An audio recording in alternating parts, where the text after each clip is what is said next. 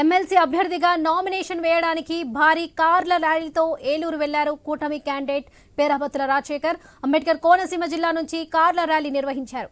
ఈ ర్యాలీని మంత్రి వాసంశెట్టి సుభాష్ తండ్రి సత్యం ప్రారంభించారు. మంత్రి వాసంశెట్టితో పాటు కూటమి నేతలు, కార్యకర్తలు పెద్ద సంఖ్యలో ర్యాలీలో పాల్గొన్నారు.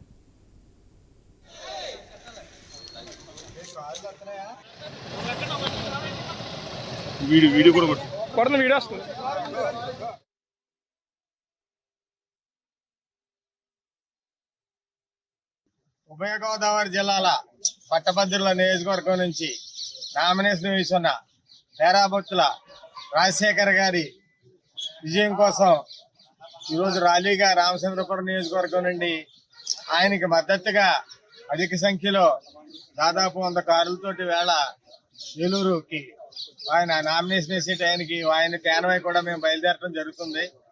ఈ పట్టభద్రుల నియోజకవర్గం మీద పూర్తి అవగాహన ఉన్న, పట్టభద్రుల మీద అవగాహన ఉన్న వ్యక్తి పేరాబత్తుల రాజశేఖర్ గారిని గెలిపించడం కోసం మన తెలుగుదేశం అందించిన పార్టీ వ్యక్తి.